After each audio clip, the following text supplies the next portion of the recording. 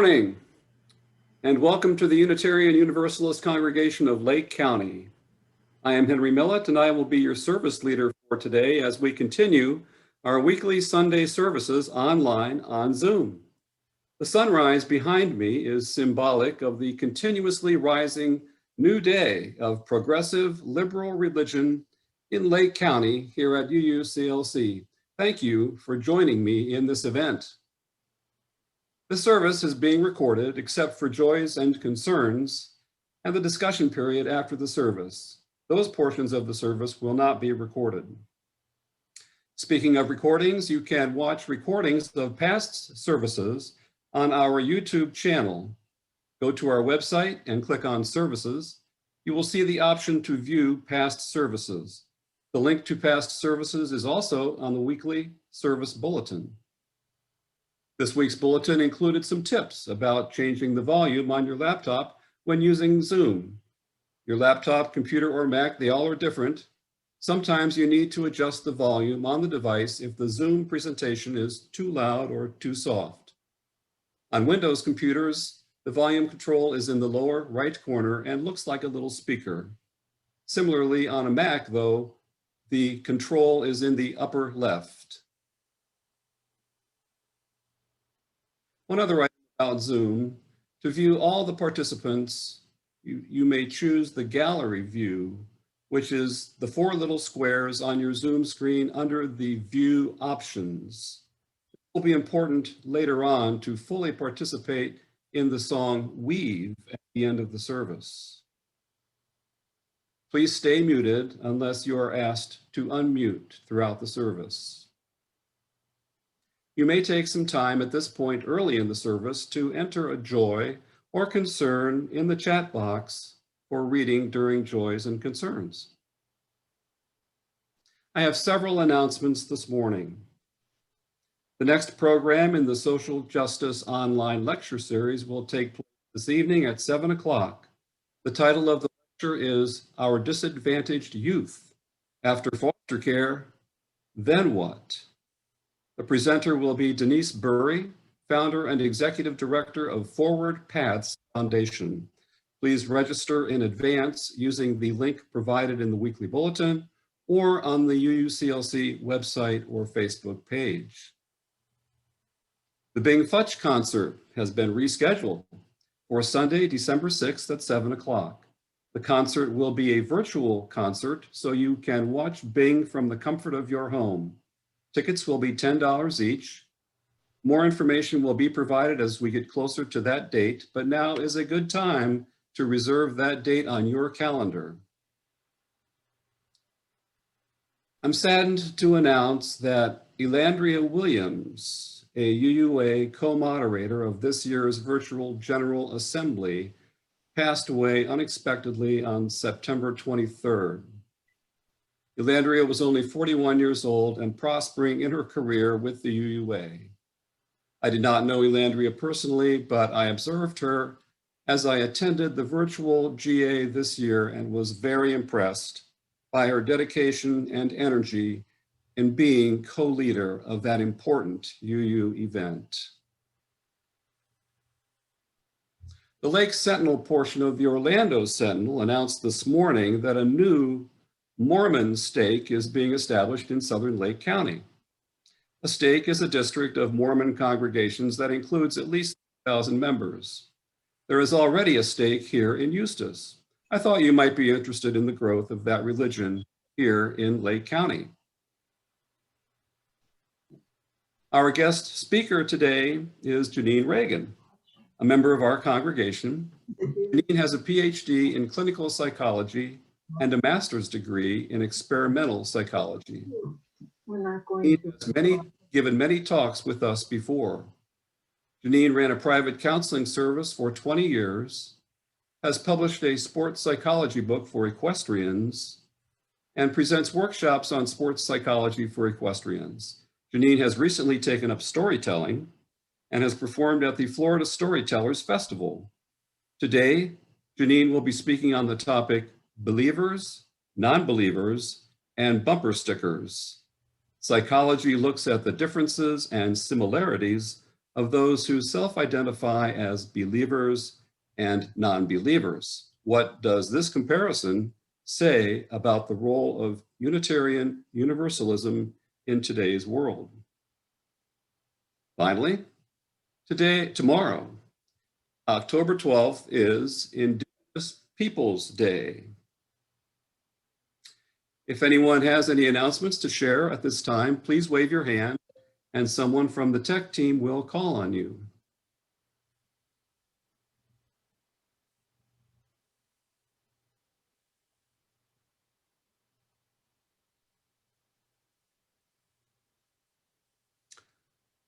There not being any announcements, I'll continue with opening words for today. Let's begin with words from the UUA website about Indigenous Peoples Day.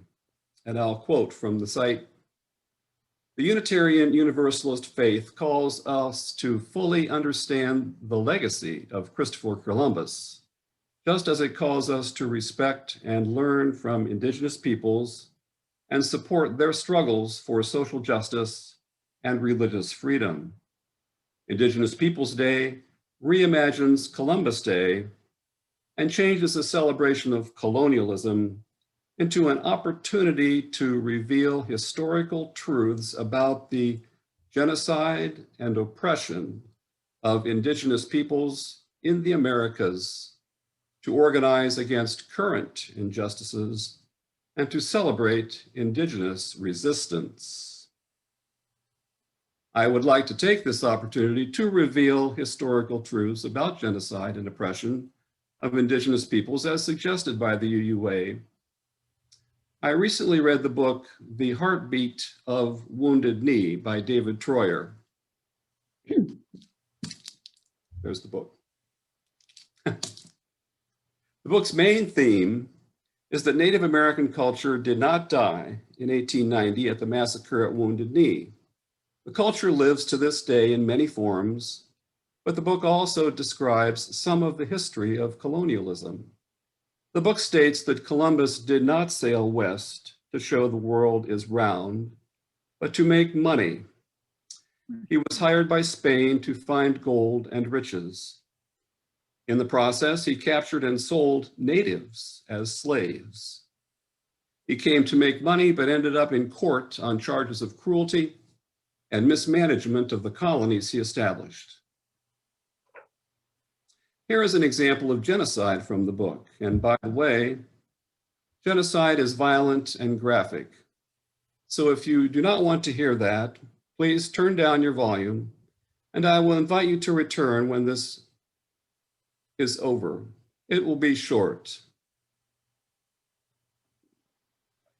A 1630 sermon by John Winthrop is now famous mainly for its proclamation that we, quote, shall be as a city upon a hill, end quote. Beginning in the 1970s, Ronald Reagan placed that line from that sermon at the center of his political career. Other presidents have used the reference as well. But in the early 1990s, the book states, and I quote, "The public discourse about the rightness of the American way became heated. It was one thing for John Winthrop to proclaim to his congregation in 1630 that the Massachusetts Bay Colony should consider that we shall be as a city upon a hill. The eyes of all people are upon us," said John Winthrop, "so that if we shall deal falsely with our God in the work we have undertaken, and so cause him to withdraw his present help from us, we shall be made a story and a byword only throughout the world." It was another matter to remember that the colony that made room for what is now Boston by setting the palisaded village of the Pequot Indians on fire in 1637 and killing the men,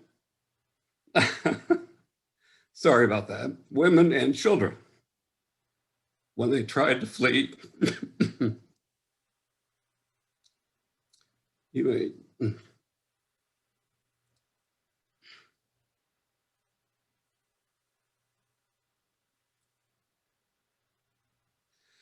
Native Americans remain among the most disadvantaged people in the U.S. The National Congress of American Indians provides some information about Indians today. The median age on the reservations is 29, while the median age of all Americans is 38.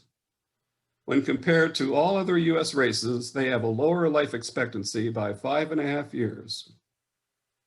This includes higher rates of death from chronic illness, including diabetes, chronic liver disease, cirrhosis, and suicide. The suicide rate for youth is 2.5 times the rate of the rest of the country. The median income was $40,000 compared to $57,000 for the nation as a whole.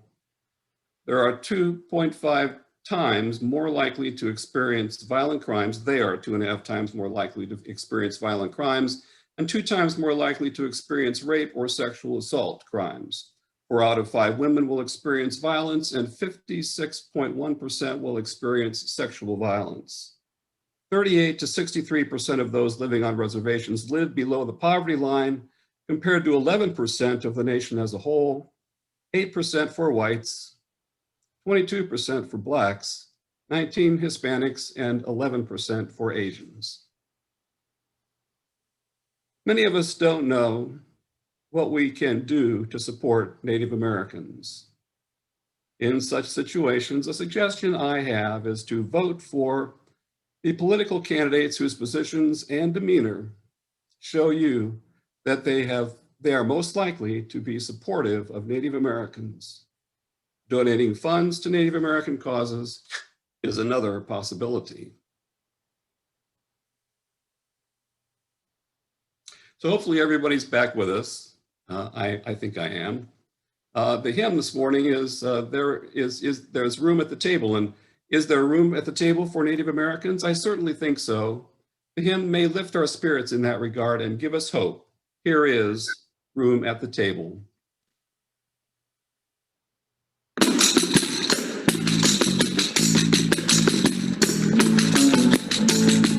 Let our hearts not be hardened to those living on the margins. There is a room at the table for everyone. This is where it all begins. This is how we gather in. There is room at the table for everyone.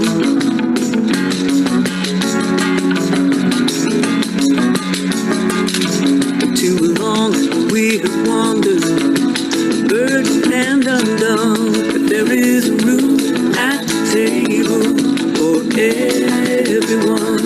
Let us sing the new world in. This is how it all begins. There is room at the table for everyone. There is room for us all, and no gift is too small. There is room at the table for everyone. There is enough if we share. Come on, pull up a chair. There is room at the table for everyone. No matter who you are, no matter where you're from, there is room at the table for everyone. Here and now we can be the beloved community. There is room at the table for everyone. There is room. Wonderful, happy song. Maybe some of you bobbed and weaved and sang along with them, and that would be great if you did. Again, welcome all. It's wonderful to see every one of you here today. We at UUCLC are an inclusive, non-creedal fellowship that works for a just community and fosters a lifelong search for personal spiritual fulfillment. We celebrate diversity of religious experiences and spiritual practices. We are Unitarian Universalists, UUs.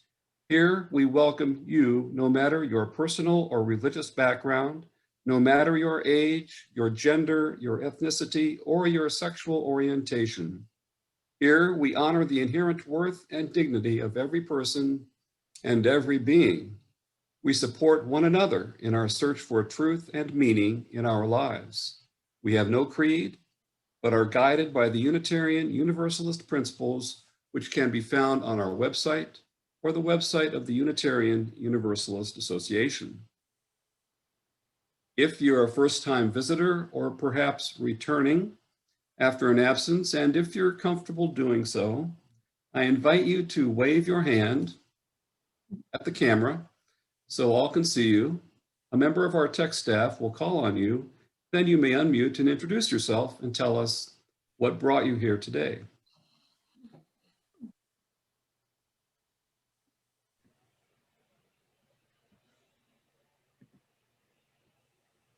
Sylvia, did you want to introduce yourselves since it's been a while?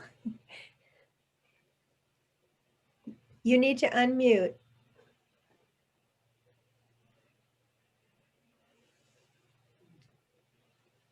You got it. Can you hear me? Yes. Well, Bev and I haven't been able to come to church, just like everybody else, and we've missed it. And I would love to see the whole congregation, but I only see Val, Rosato, and Janeane, and Mr. Millat. So that's all I see. Are there others? Yes. You might want to, if you move your cursor to the edge, and I don't know which edge, you might find a view. There might be a box with 9 dots, and that's the gallery view, and you'll see more people that way. Okay, I'll experiment with that. Okay. And there still may be several pages you might have to click on the arrows. Thank you. You're welcome. I'll put it back on mute.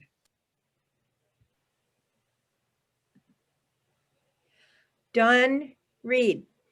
Good morning. My friend Alexandria is trying to join right now. I'm not sure if she's on here yet or not, but I sent her the link this morning, and she's interested also in listening to the lecture tonight. So I'm hoping she's joining us soon or is on here now. I haven't found her yet. Yeah, I don't see her either.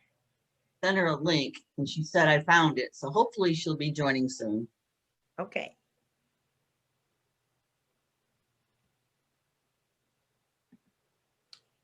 Did someone? Okay, Pam. Hi, I'm relatively new. I just think it's ironic. My name is Pam Flowers, and my husband's digging up relics in our yard. He found, ironically, an Indian head penny, 1904, this morning. And I also was listening to This American Life, number 716, Trail of Tears, this morning. So all the synchronicities are still alive in the UU Church for me.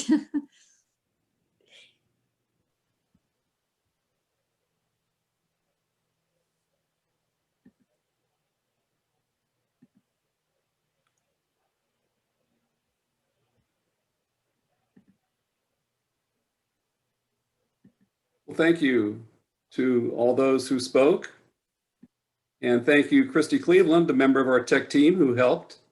And I hope folks are looking around for that gallery view, because it is good to see everybody. There's more than 3 or 4 of us. There's a whole bunch of people here today. So keep poking around on your screen to find it. To all visitors, we are honored by your presence here and hope you will come again.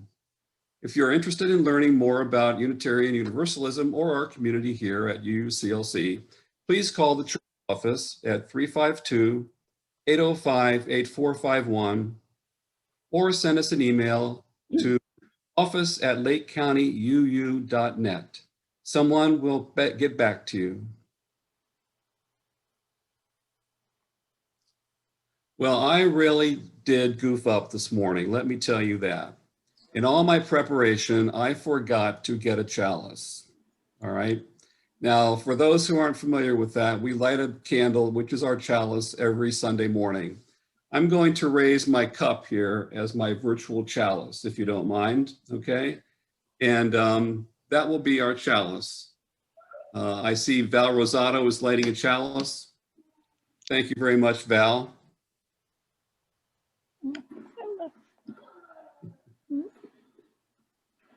That's great. Oh, here's someone's brought me a candle, but we're going to stick with, thank you very much. Christy brought me a chalice.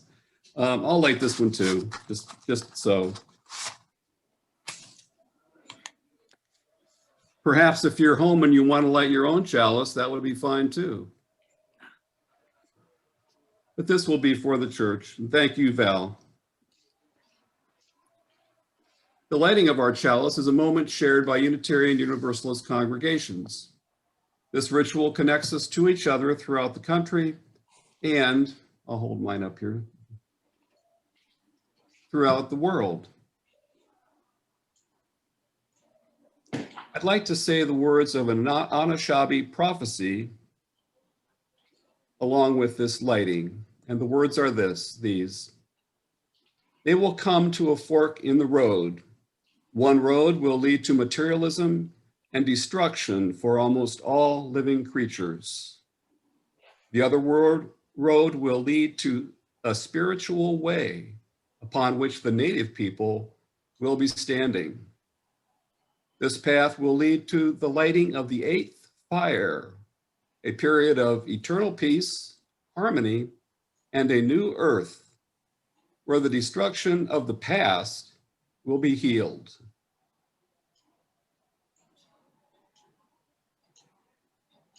You're welcome now to sing along with your audio muted with the singers you will see on the screen as they sing Spirit of Life.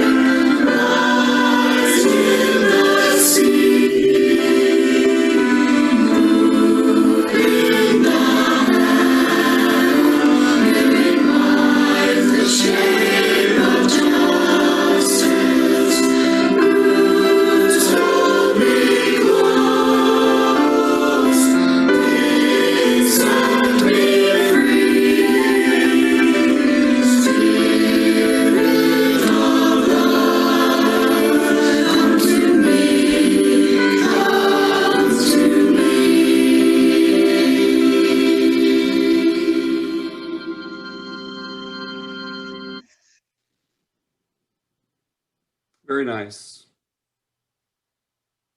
We make time for those who wish to offer a joy, concern, or sorrow, or to set an intention for the coming days. This portion of our service will not be recorded.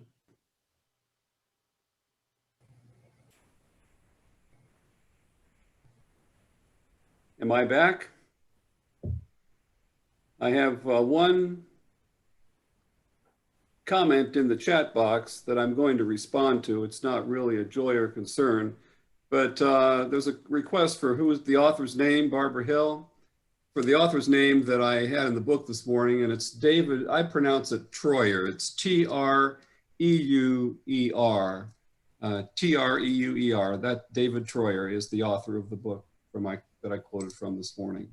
There are no other joys or concerns or comments in the chat box for this time. If there's anyone who has not been mentioned that you hold concern for, please feel free to unmute yourself at this time and name them aloud. Then please mute again. You don't need to wait for someone else. Just go ahead and unmute, then speak, then mute. Please go ahead. Greg, Dee Dee. Denny, David, Paula, Debbie, Phyllis, David, Marge, Wendy, Susie. Gregory, Susie, Scott,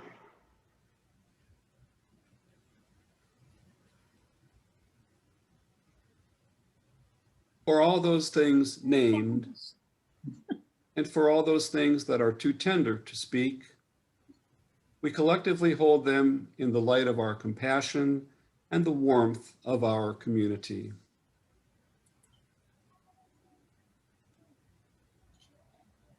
Janeane?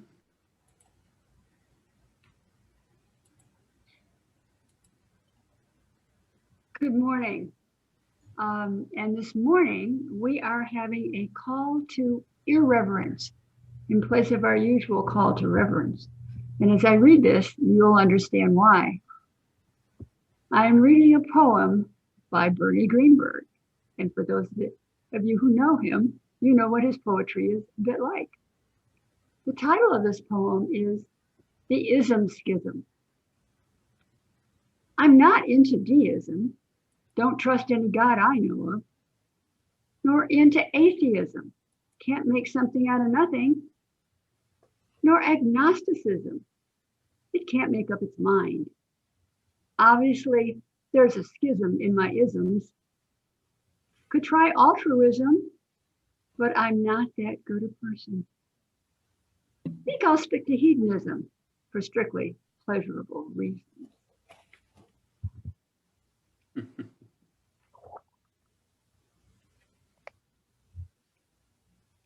So now let's take just a moment for silent reflection and enjoy the wonderful flute music of Pete Conde.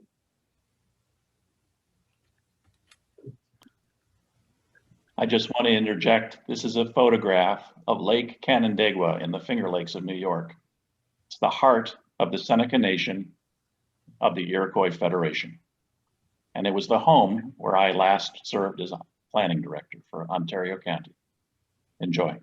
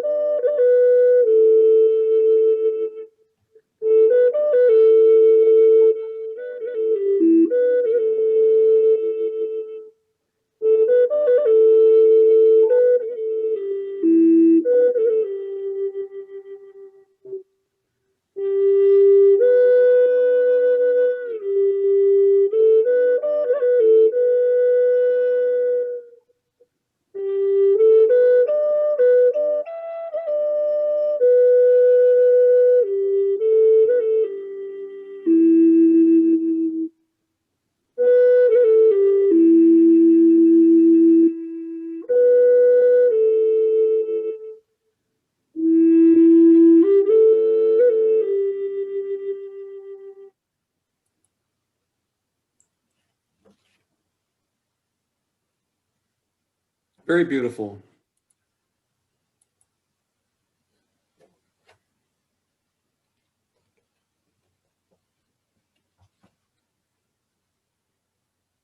Please join me in reading together the Congregational Covenant, which you will find on the screen. Please keep your audio muted. Love is the spirit of this church, and service is its law. This is our great covenant to dwell together in peace, to seek the truth in love, and to help one another.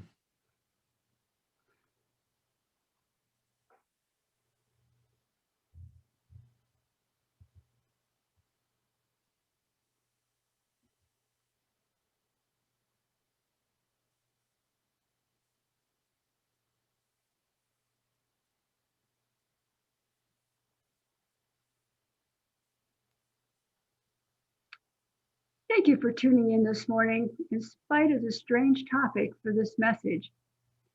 Believers, non-believers, and bumper stickers? I bet you're wondering what that's all about. Well, let's start with the third part of it, bumper stickers. I've always been fascinated by bumper stickers, as I'm sure many of you are too.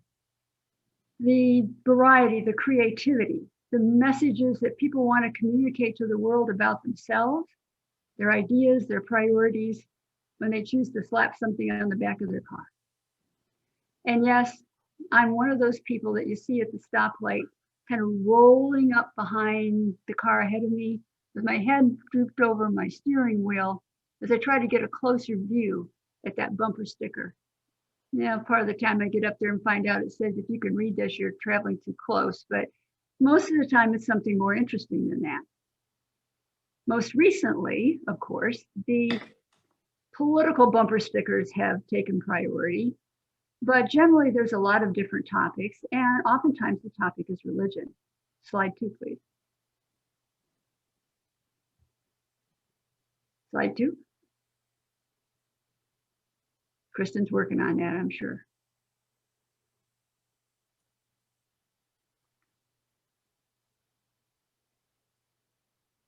Here he comes. He's got the PowerPoint up. These things are always kind of tricky. There we go.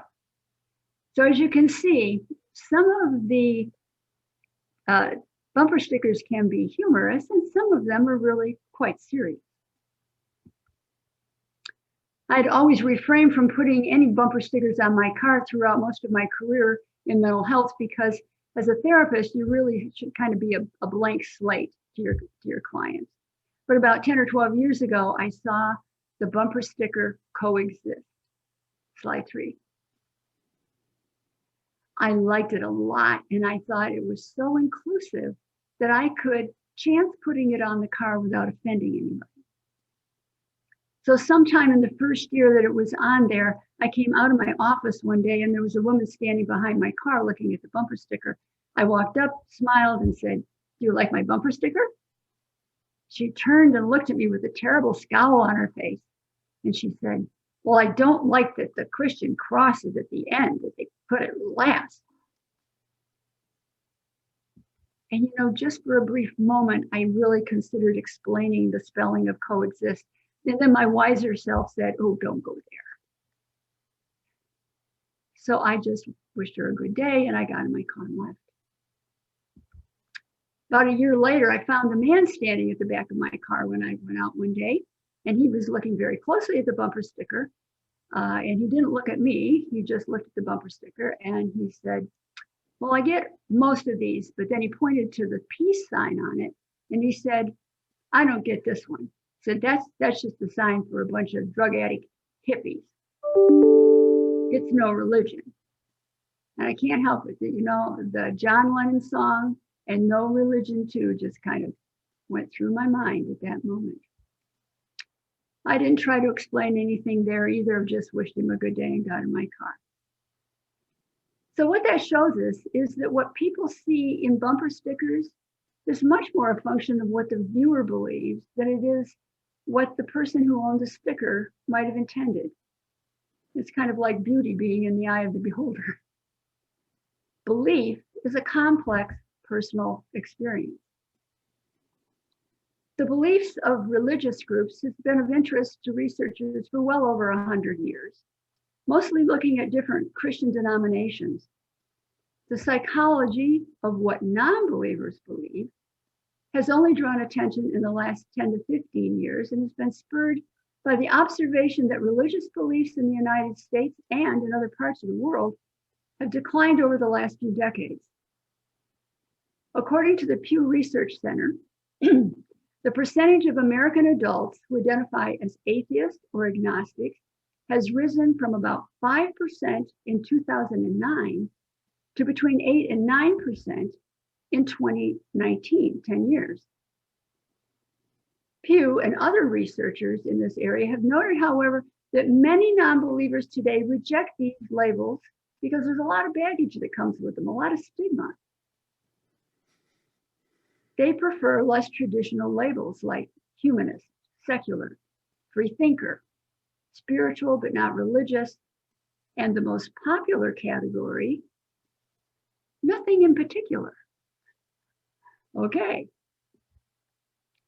The Pew Center estimates that when all of these are included, the percentage of non-believers in the United States is actually approaching about 20%. A recent review of some of the research comparing believers and non-believers was published in the psychology journal, The Monitor, where they have suggested that while there are differences between those who self-identify as not believing in God or gods versus those who do believe in some form of higher power, their commonalities are greater than their differences. So let's look at some of the studies that have led to that conclusion.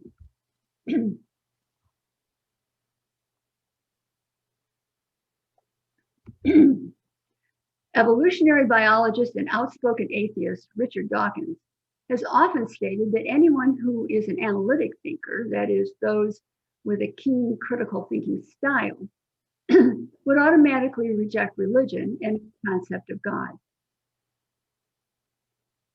Miguel Farias, PhD professor of psychology and head of the Brain, Belief, and Behavior Group at Coventry University in England, reported 2 different studies that found that there was no association between analytical thinking and non-belief. Analytical thinkers occur in both non-believers and believing groups. The difference that was observed, however, was that non-believers were more likely to embrace a scientific worldview and turn to science in times of stress and crisis rather than to religion. We have certainly seen a division between those who look to science for help and those who don't over this past 6 months of the COVID epidemic. Farias has stated that science, like religion, can provide a source of personal meaning. He also cautions us, though, that in some countries like the United Kingdom and the United States, science is becoming rather godlike. For a long time, there's been a substantial body of research that has indicated that belonging to religious organizations and attending religious services are behaviors associated with better health. The logical implication of that research is that if religion is good, then atheists should be less healthy. But David Speed, assistant professor of psychology at the University of Brunswick, Canada, found that that was not the case. Speed found that both believers and non-believers had similar levels of self-reported health and well-being.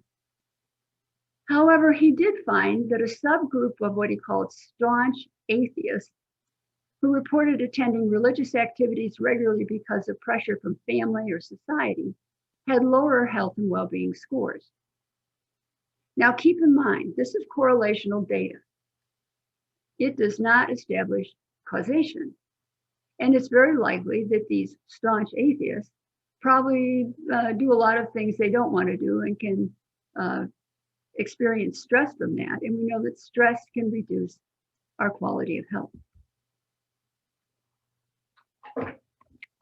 Luke Galen, professor at Grand Valley State University in Michigan, made an extensive review of the research on the benefits of religious belief and found that most benefits of religiosity can be ascribed to factors such as social engagement, and being a member of a supportive social network. He further suggested that just as religious people benefit from affiliating with a religious group, non-believers who participate in like-minded groups experience greater well-being. As he puts it, it's not the religious belief that's the special sauce. It's simply being a member in a supportive group of like-minded people. Amongst the findings in Galen's research was evidence that having strong convictions, that is feeling confident in what you believe, is associated with higher well-being scores when compared to those who were unsure or confused about their beliefs. What we believe is often a personal evolutionary journey that can take an individual through many changes over a lifetime. The inclusiveness and the unification of UU through its 7 pillars makes this a safe place to explore our beliefs and to arrive at a place that makes sense for each of us. Courses like Building Our Own Theology that has been offered at our church and will be offered again when we open, give us opportunity to actively engage in that process. The variety of study groups and the varied sermons from the many different spiritual sources also help us support that journey. Our UU community provides that much needed supportive network that Galen talks about. Professor Galen has also found that pro-social behaviors such as volunteering and donating to charity are associated with general group membership rather than with religious belief or belonging to a particular religious group. He found that atheists were in fact more likely to support a broader range of causes and charities. The religious right has long claimed that low morality is associated with non-belief. Now, if that was the case, we might expect that non-believers would make up a higher percentage of the prison population than they do in the general population. In 2013, the Federal Bureau of Prisons released a report on the demographic makeup of federal prison inmates. Prisoners who self-identified as atheists and agnostics made up 0.01% of the prison population, but 9% of the general population at that time, suggesting that while there are many factors that contribute to how people end up in prison, non-belief is not one of them. Amongst British researchers, the term unbelief is preferred over the US term non-belief. I will tend to use these terms interchangeably as we talk about this next study, although I do tend to prefer non-belief myself. The most ambitious attempt so far to map the nature and diversity of unbelief across different countries and cultures has been the Understanding Unbelief program.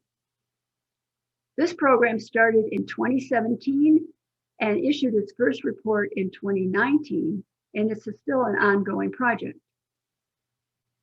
The program is being conducted by an interdisciplinary team from psychology, sociology, anthropology, and theology. And this is different because the research is generally done by just one group. The group of researchers are based out of several different universities in the United Kingdom. These researchers carried out both face-to-face intensive interviews and nationally representative surveys in 6 different countries: Brazil, China, Denmark, Japan, UK, and USA. They compared the responses of people who self-identified as atheists and agnostics with the responses of general. Hold on just a minute, we got a little thing coming up here. I'm going to ask for help from my aide here. Did you go get the battery hookup for this? It's on my desk.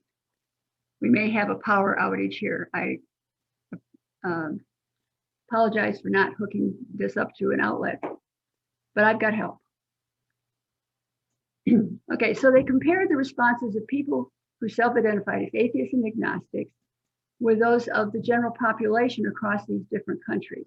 Now, the general population is made up primarily of people who would identify themselves as believers, and only a small percentage in each of these countries would have been the non-believers in that general population. So this is a large study with a lot of data. Too much to cover here, so I have cherry-picked the questions on their survey and the results that I thought would have the most meaning for us. I have focused mostly, I have focused mostly on the results for the United States, although I will note some of the interesting contrasts and similarities to other countries from time to time. And if you'll bear with me just a second, we're going to hook my computer up so it doesn't go down. Always good to have a crew around when you're doing stuff like this. As long as I get lunch. Oh, yeah, that's right. I have to feed him lunch. I forgot. There's always payback. Thank you. Okay. So regrouping here. Each participant was asked to respond to statements on a 4-point scale. Can we go back to slide 3? Thank you. There we go. And the scale looked like this. Strongly agree, somewhat agree, somewhat disagree, or strongly disagree. So a statement was made, and then the participant was asked to pick how they would endorse that question. They looked at the combined proportion of responses that were strongly agree and somewhat agree, indicating the endorsement of the statement. Okay, slide 5, please. So the first 2 questions that we're going to take a look at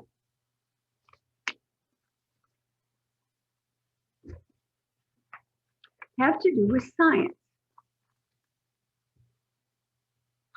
And the first question is, the scientific method is the only reliable path to knowledge. And if we look at how the US population responded to this, we see that of the non-believers, 70% endorsed the statement that scientific method is the only reliable path to knowledge, while only 33% of the general population endorsed that question. Now, this is not a difference that is such a surprise. We would kind of expect that non-believers might have a little more scientific bent and therefore would endorse the support for scientific method. The difference is fairly big, 70 versus 33. Across the other 5 countries, the differences weren't very great between the 2 groups.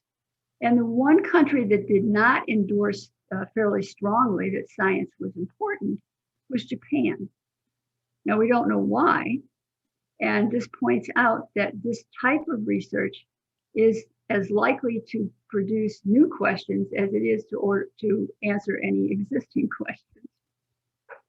Okay, the next statement was, humans have developed over time from a simpler non-human life form. The question of evolution. When we look at the response for the US, we see that the proportion of non-believers who endorsed this question is 80%, pretty high, while the proportion in the general population was only 49%. So we see what appears to be a substantial difference. And again, that's not so surprising, but what did surprise me was that the general population was as high as 49%, because the general population is made up predominantly of people of faith, people who do believe in some type of higher power. This would suggest that a fair number of them have found some way to make peace between evolution and their religious beliefs.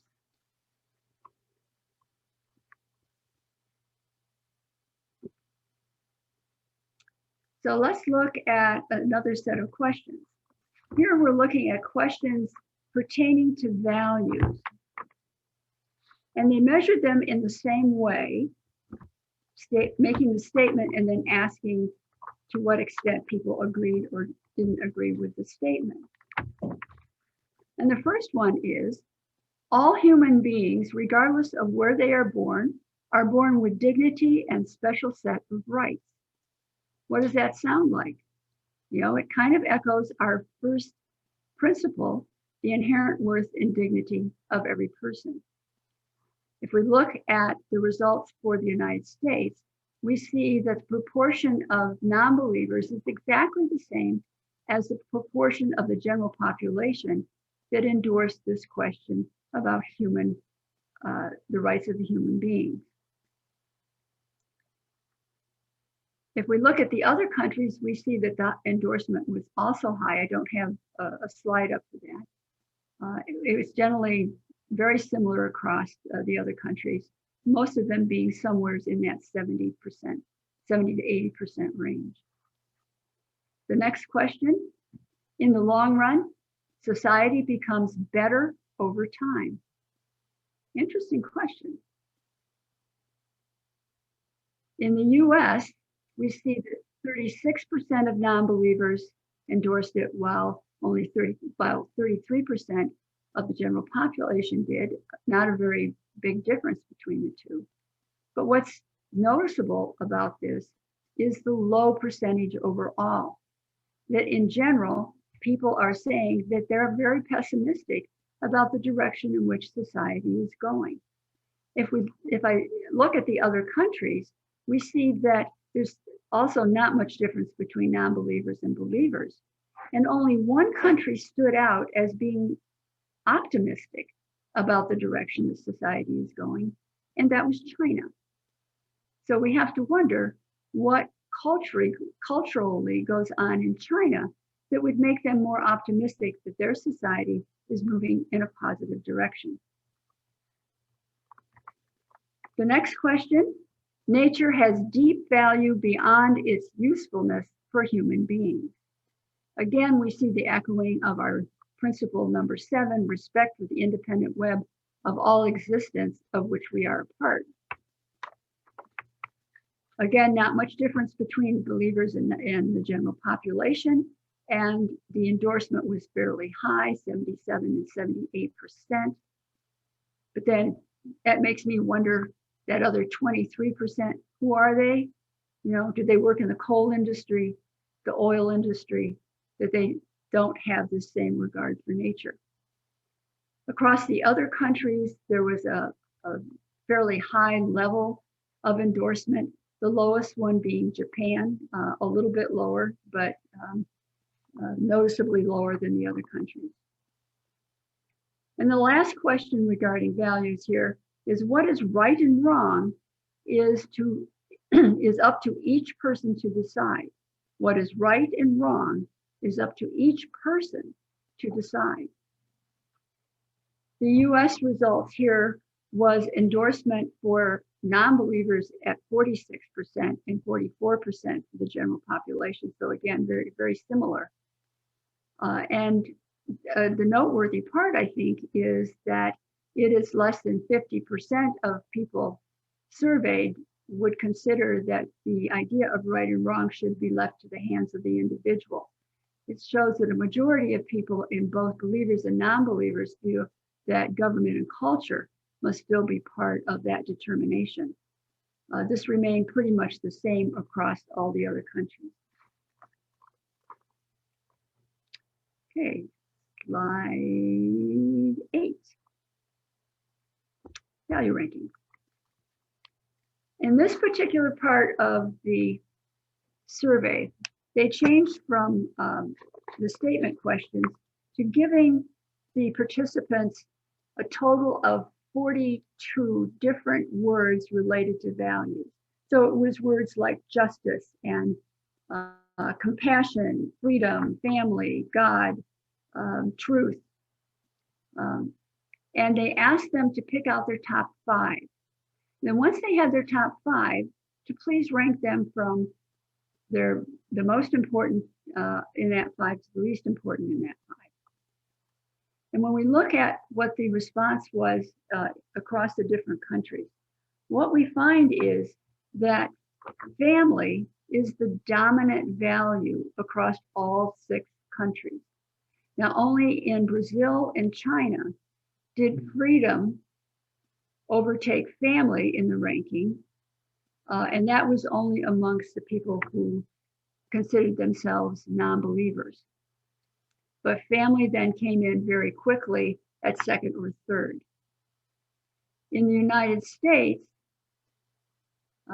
slide 9, please. In the United States, if we look at the unbelievers, we see that family and then freedom, learning, truth, and compassion. We look at the general population, it's not surprising that family is still first, but then God is ranked 2nd, compassion, truth, and freedom. So one of the interesting parts here is that out of the 5 values that were chosen, 4 of them are the same for both groups.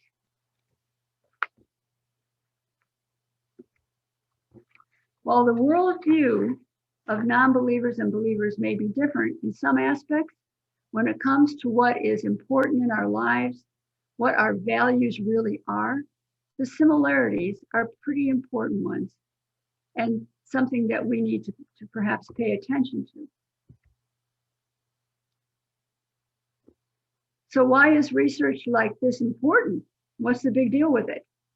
Well, as our world is changing, sometimes faster than most of us would like, we must learn and adapt as well. Information like this is important in actualizing our vision as a sanctuary for both believers and non-believers, a place where our differences are respected and appreciated and where our similarities are celebrated.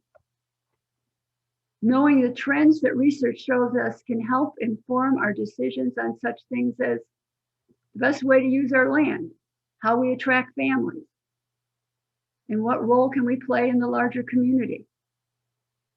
These are decisions that will make UUCLC relevant in the present and vital in the future. Thank you. So now, I'd like to tell you a little bit about the next song that you're going to hear. I first heard this song probably 12, 13 years ago at a bluegrass festival, and it was sung by a group from Gainesville. And I want to thank Kit Tatum and Henry Millett for making it possible for us to use this recording of it, and it's from the original songwriter, and she's performing the song, Iris Dement. And when you listen to the words to this song, you'll know why I chose it to go with this topic today.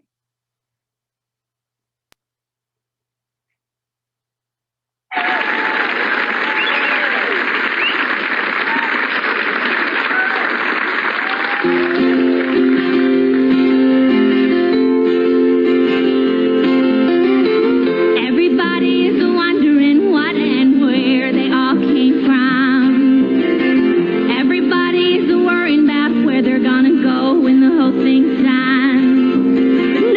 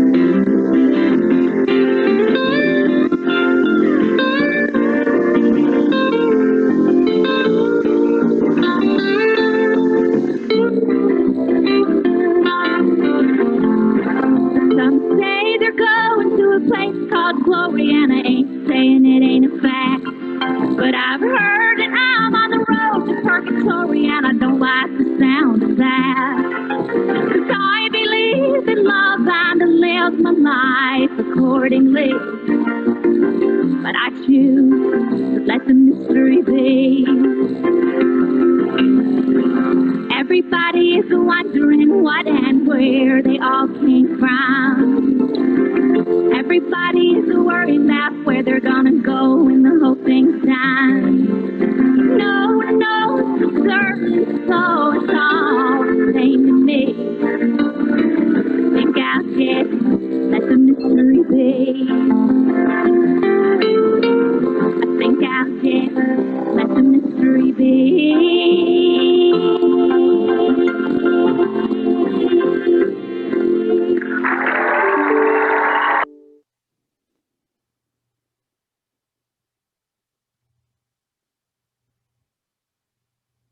Thank you very much, Janeane, for that insightful message, the good music.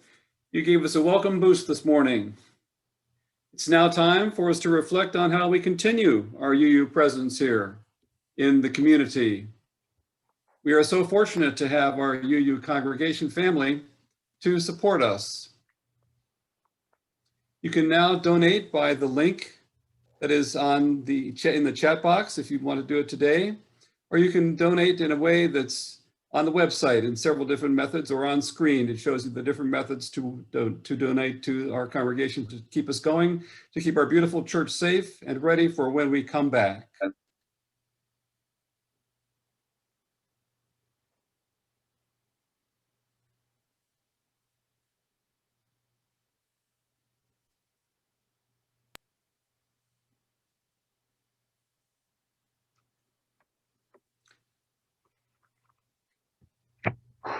And our closing words for today. We are all a little weird, and life's a little weird. And when we find someone whose weirdness is compatible with ours, we join up with them. We fall in mutual weirdness, and we call it love. Dr. Seuss.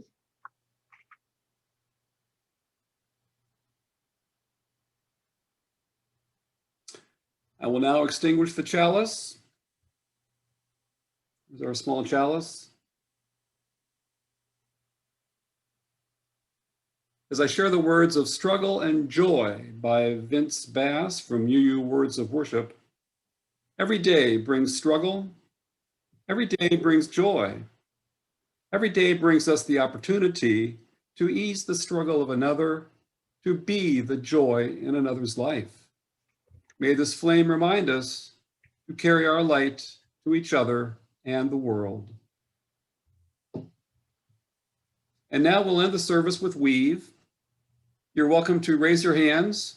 I'm raising my hands, you see. And if you have your gallery view, you can see everybody raising your hands, and our hands are all connected if you've got gallery view. I'm told that everybody's device is a little different, so some people can see that and some people cannot.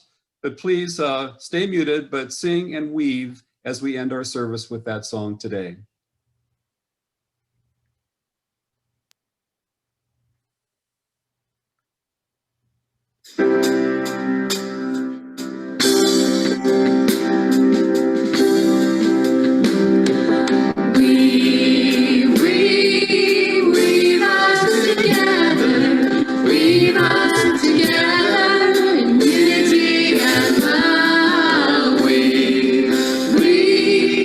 Weave us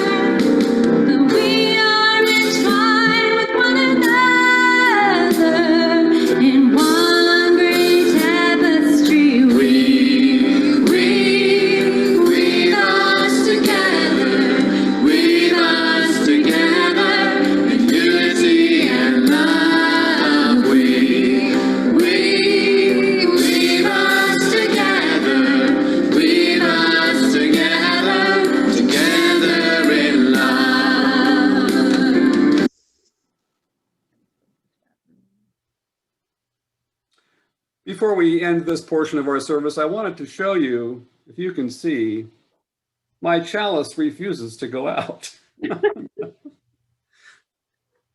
Keep that light alive. And this will conclude this portion of our morning. Diana Reed will continue with open discussion for those who wish to remain. Hello, everybody. I want